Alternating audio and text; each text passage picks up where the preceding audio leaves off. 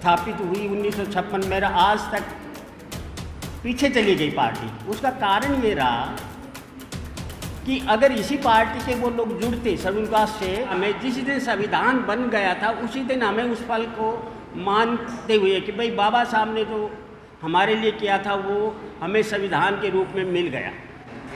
मेरे कोई भाषण वगैरह तो देखो जी मैंने कभी आज तक दिया नहीं है, लेकिन कुछ बातें जो है मैं हमेशा करता आया हूँ, वही बातें आज भी मैं आप सबके सामने करना चाह रहा हूँ।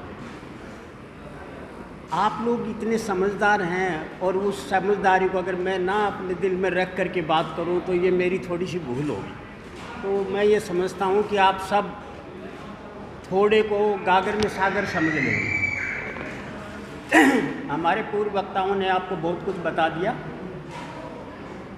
गीत के माध्यम से, अपनी वाणी के गद्य पद्य दोनों के तरह से, और उसमें कुछ चीज़ें ये जोड़ने वाली हैं कि आज के जो समय में जो वर्तमान स्थिति में हम जहाँ खड़े हैं, पहले तो उसका हमें आकलन करना चाहिए कि आज हमारी स्थिति क्या है और उस स्थिति से हमें जूझने के लिए, लड़ने के लिए, उसका मुकाबला करने के लिए हमें किस किस चीज़ की ज़रूरत है। और उसी क्रम में आज जो ये बाबा साहब की 1942 में बनाई हुई एक सामाजिक संगठन जो शेड्यूल कास्ट नाम से, फेडरेशन का मतलब होता है कई छोटी छोटी जो संगठन और उनको मिला करके एक बड़ी बना दे तो उसको फेडरेशन बोलते हैं। तो शेड्यूल कास्ट की जो छोटे छोटे जो यूनिट्स थी उनको मिला करके जो फेडरेशन बनी थी वो 1942 में सेटअप की थी उन्होंने, यानी कि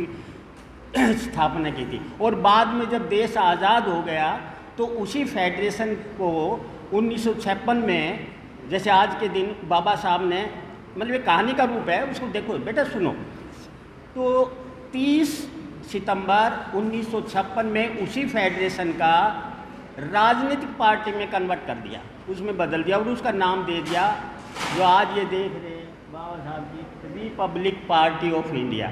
इसको लोग जो है कई दूसरे नाम से भी जानते हैं। तो ये जो रिपब्लिक पार्टी 1956 में बाबा साहब दुर्भाग्य से हमारे बीच में नहीं रहे और उसके बाद में इसको जो प्रॉपर इसका जो संचालन नहीं हुआ, कारण क्या हो सकता है कि ये उस समय स्थापित हुई 1956 में, आज तक पीछे चली गई पार्टी। उसका कारण ये रहा कि अगर इसी पार्टी के वो लोग जुड़ते शेड्यूल कास्ट से तो वो 2-3 नंबर के नेता बनते, और हमारे कास्ट के अंदर, हमारी शेड्यूल कास्ट यानी कि ज़्यादा शिक्षित समझदार नहीं कहेंगे उनको, कि वो 1 नंबर के सिवाय दूसरे नंबर पर अपने को समझना ही नहीं चाहते। तो उन लोगों ने जो भी शिक्षित थोड़ा सा हुआ अलग अलग पार्टियां बना ली। और आप देखते हो अब कई पार्टियां तो ऐसे हैं कि जो पूरे हमारे देश के अंदर उनका अच्छा प्रभुत्व है, पहचान है, और उन्होंने सरकारें बदली हैं, सरकारों को उन्होंने साथ दे करके दूसरी सरकारें भी बना दी हैं। क्या इस बात को मेरी को समझ में आया? किसी आदमी के ज़रा ऊपर बताओ, फिर मैं उसी बात से करूं। समझ में आई मेरी बात? उसके बाद बाबा साहब के बाद इस जो पार्टी की जो बदली हुई थी उसका प्रॉपर ना होने की वजह से कुछ बीच में गैप आ गया, और दूसरी भी जो बाबा साहब का जो प्रयत्न था, जो परिश्रम था, उसका फल जो था वो उसके जो अनुयायी थे पार्टी के वो पूरा लाभ नहीं उठा सके, और जो शिक्षित थे हमारे बीच में वो करते रहे। ये तो हुई एक बात। अब दूसरी बात ये है कि आज जो है हमारे सामने बाबा साहब ने बहुत अथक परिश्रम किया, और वो अथक परिश्रम का जो फल था, हमें जिस दिन संविधान बन गया था उसी दिन हमें उस फल को मानते हुए कि भाई बाबा साहब ने जो हमारे लिए किया था वो हमें संविधान के रूप में मिल गया। जब एक आदमी परिश्रम का फल मिल जाता है तो वो संतोष करके बैठ जाता है। संविधान के बाद क्या हुआ कि यहाँ 2 बातें आ गई, 2 विचारधाराएं बना दी हमने। देखो ये सबसे बड़ी बात है, चाहे वो मेरा कोई भी कटुस करे, लेकिन जो समझदार आदमी है, शिक्षित आदमी है, उसको हमारे सामने एक हमेशा प्रश्न खड़ा होना चाहिए था इस समाज के सामने कि भाई महात्मा गांधी और बाबा साहब दोनों में क्या अंतर है और इनको अगर हम दूर बनाएं तो हमें समाज को लाभ होगा या हानि। ये पर्सन जो है हमने कभी नहीं सोचा आज तक 70 साल, जबकि महात्मा गांधी और बाबा साहब के पूरा आकलन करने की जरूरत थी। कारण अगर हम महात्मा गांधी जी से बाबा साहब को अलग करते हैं तो आदि कास्ट तो हमेशा शेड्यूल कास्ट की बाबा मतलब महात्मा गांधी जी के साथ रहती है और आज भी हैं, उनको हम कभी अलग नहीं कर सकते। तो हमने जो है बाबा साहब और महात्मा गांधी को दो जगह नहीं बांटा, बल्कि हमने जो है अपनी शेड्यूल कास्ट को दो जगह में बांट दिया।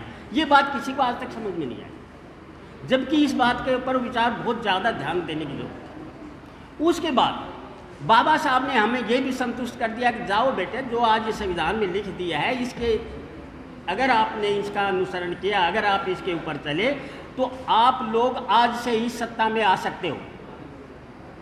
ये बात उन्होंने लिख दिया कि मैंने तुम्हें 545 सीटों में से 131 सीटें जो दे दी हैं वो इतनी सफिशेंट है कि उससे आप अपना कल ही सरकार बना सकते हो अगर आप समझदार हो। और अगर आप पार्टी बना के 2-2, 4-4 में उनका जैसे वो कर लिया तो फिर आप कहीं के नहीं।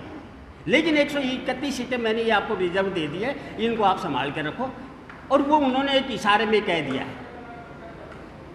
कि संविधान कोई अच्छा या बुरा नहीं होता, उसको चलाने वाले, करने वाले, उसके अनुयायी उस चीज़ को अच्छा या बुरा बनाते हैं। अब उसके बाद में क्या हुआ कि जब ये दो विचारधाराएं हमने बना दी तो हमारे जो शिक्षित समाज के जो लोग थे उन लोगों ने इस चीज़ का नाजायज़ फ़ायदा उठाना शुरू कर दिया और आज हमारी स्थिति ये बन गई। आपको पता है आज की तारीख में हमारा आधा से ज़्यादा कॉन्स्टिट्यूशन जो है, संविधान जो कम से कम ख़त्म नहीं हुआ, तो हम ये कह सकते हैं बहुत कमज़ोर हो गया है। दूसरी बात, जो पार्टी जिसका हम करने चाह रहे हैं,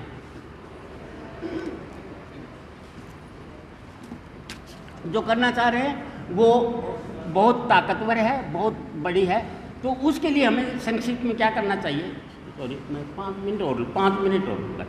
तो उसके लिए हमें ये करना चाहिए कि ये मनुवादी, फलानावादी, ये वादी नहीं, पहले हमें अपने अंदर झाँक लेना चाहिए कि जो हमारे आज तक राजनेता, नेता वगैरह जो लोग हुए, IAS IPS हुए, उनकी भी कुछ भूमिका कमज़ोर रही है। नहीं तो ऐसा बात नहीं था कि जो last person of the last line होता है वो आदमी हमारे बीच के अंदर होता, क्योंकि वो आदमी छोटे छोटे लालच के अंदर उनके पास क्यों चला जाता है, क्योंकि हम लोगों ने उन पर ध्यान नहीं दिया। अगर उन पर थोड़ा सा भी ध्यान देते तो ये 400-500 रुपये के जो फ्री के नाज वगैरह है वो दूसरी तरह नहीं जाते। उनको पता होता मेरा समाज सक्षम है, हमें जो है उधर नहीं जाना चाहिए, तो वो उधर ही रहते। तो सबसे बड़ी बात है कि जो हमारा सक्षम समाज था उसकी भी थोड़ी सी भूल रही है।